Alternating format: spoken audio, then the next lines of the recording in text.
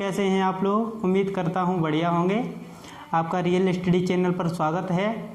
आज हम साधारण ब्याज यानी कि सिंपल इंटरेस्ट के अगले कंसेप्ट को देखेंगे और उसमें इस प्रकार के क्वेश्चन को कैसे सॉल्व किया जाता है जिसमें आपको अलग अलग वेरिएशन की रेट दी हुई होती है और टाइम दिया हुआ होता है। ये फिक्स क्वेश्चन होता है, इस पर क्वेश्चन बनता ही बनता है। चाहे आप किसी भी एग्ज़ाम की बात कर लें, हर एग्ज़ाम में इस टाइप का क्वेश्चन पूछा ही जाता है। अगर आपका आज के बाद इस टाइप का क्वेश्चन किसी भी एग्ज़ाम में पूछा जाता है तो आपसे गलत नहीं होगा और आप उसको जल्द से जल्द सॉल्व कर सकते हैं। वो कैसे करेंगे आइए यहाँ पर देखते हैं। जो कि हमको दिया हुआ है पहला क्वेश्चन कि राम ने कुछ धनराशि पहले 3 वर्षों के लिए 6% वार्षिक ब्याज की दर पर उधार ली। अनंतर वह धनराशि अगले 5 वर्षों के लिए 9% वार्षिक ब्याज की दर पर और 8 वर्षों के बाद 13% वार्षिक ब्याज पर रखी। तदनुसार यदि उसने 11 वर्षों के बाद कुल राशि यानी कुल रुपए 8,160 रुपये ब्याज का भुगतान किया हो तो उसकी उधार ली गई वह राशि कितने रुपए थी। ये हमको बताना है कि जो उसने उधार ली गई धनराशि थी वो कितने रुपए थी। तो इस प्रकार के क्वेश्चन को सॉल्व करते हैं। तो सबसे पहले हमें 3 वर्षों के लिए 6% यानी कि 1 वर्ष के लिए 6% है तो 3 वर्षों के लिए हर एक वर्ष 6% से लगेगा ब्याज। तो 6% और इंटू 3 तो ये कितना हो जाएगा 18%। ये हो गया हमारा 3 वर्षों का 6% के हिसाब से। और आगे उसने क्या बोला हुआ है कि अगले 5 वर्षों के लिए 9% ब्याज यानी कि 5% 5 वर्षों के लिए 9% यानी 9% और इंटू 5 तो 9 का मल्टीप्लाई करेंगे 5 में ये हो जाएगा 45%। अब आगे इसी प्रकार देखते हैं ये कितने वर्ष हो गए 3 और 5 8 साल हो गए। जो यहाँ पर क्वेश्चन में बोला हुआ भी है कि और 8 वर्षों के बाद 13% वार्षिक ब्याज पर रखी। तदनुसार उसने 11 वर्षों के बाद कुल ब्याज 8,160 है। तो यहाँ पर 8 वर्ष हो गए हैं और 11 वर्ष बाद बोला है तो यहाँ पर कितने वर्ष बचे, यहाँ पर बचे 3 वर्ष। 3 वर्ष और 13% की दर से तो 13% और इंटू 3 तो ये कितना हो जाएगा 39%।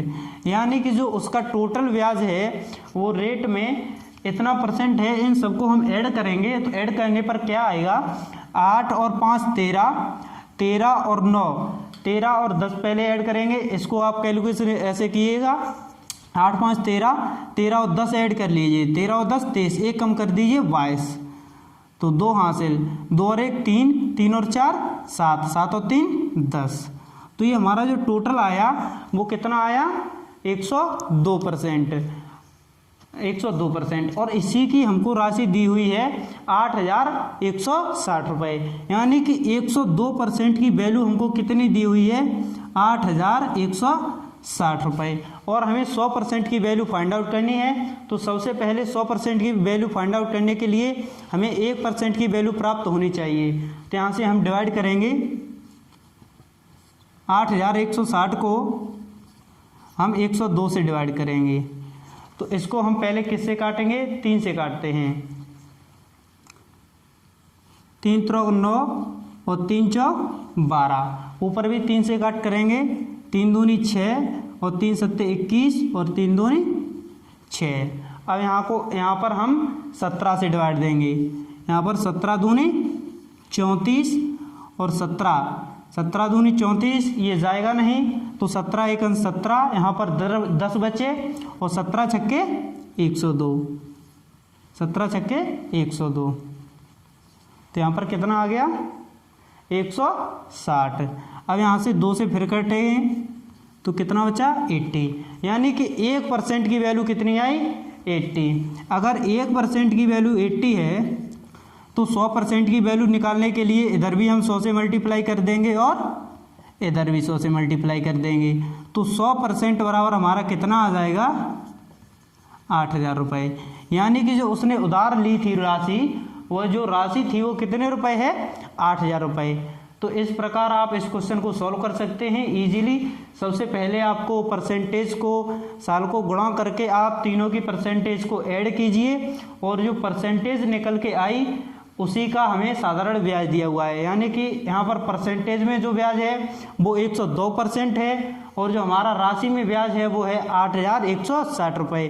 तो हम सबसे पहले यहाँ पे 1% की वैल्यू निकालेंगे और 1% की वैल्यू निकालने के बाद हम 100% की वैल्यू निकाल देंगे। और इसी प्रकार के क्वेश्चन को और देखेंगे जिससे आपको क्लैरिटी अच्छे से आ जाएगी। उसी तरीके का दूसरा क्वेश्चन है, इसे आप पहले खुद से ट्राई कीजिए, अगर नहीं आता है तो वीडियो को फिर से देखिएगा। इसको हम दूसरे तरीके से देखेंगे, दो तरीके से देखेंगे।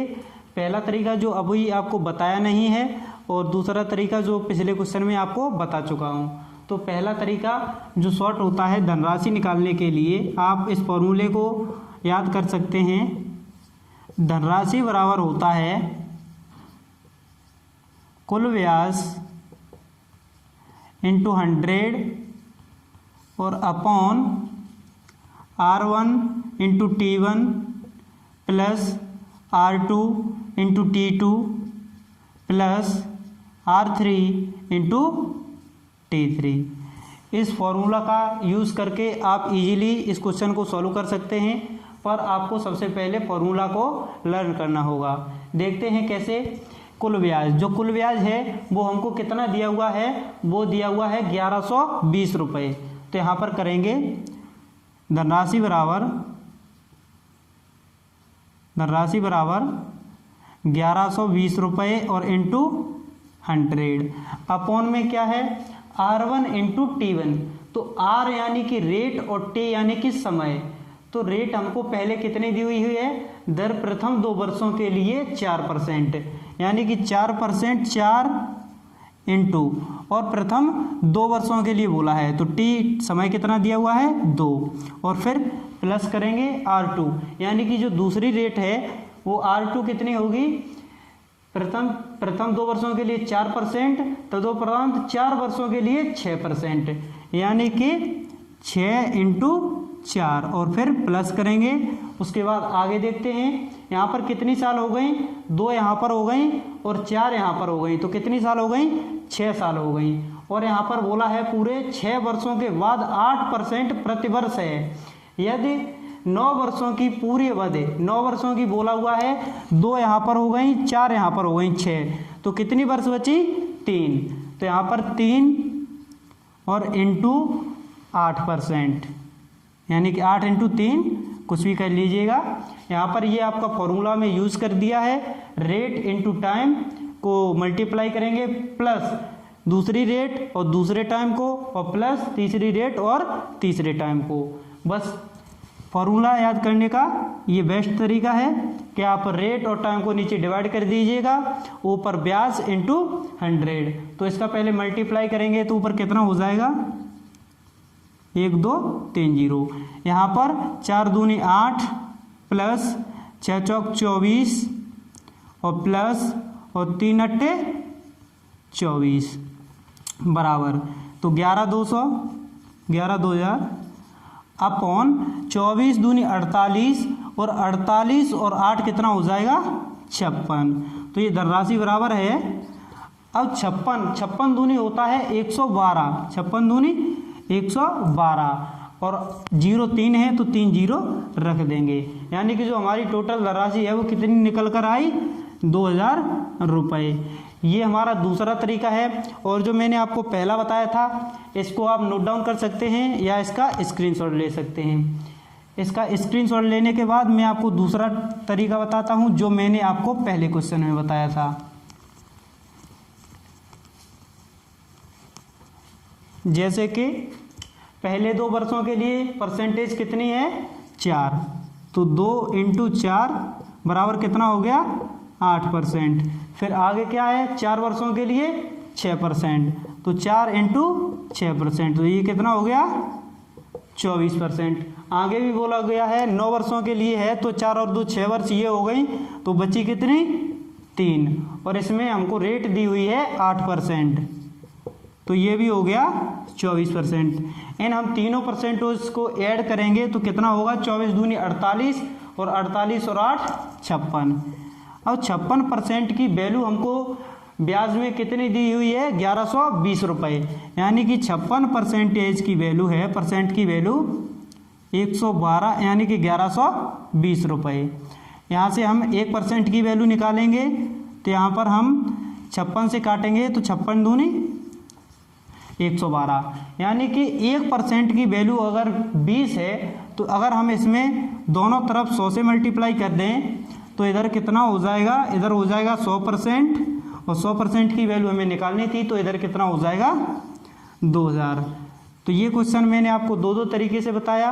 आई होप आपको समझ में आया होगा और वीडियो पसंद आई होगी। अगर आपको वीडियो पसंद आई है तो लाइक करें, दोस्तों के साथ शेयर करें, और आपको अगर कोई प्रॉब्लम होती है आगे और आप क्वेश्चन करवाना चाहते हैं तो वीडियो में कमेंट करें। Thank you very much.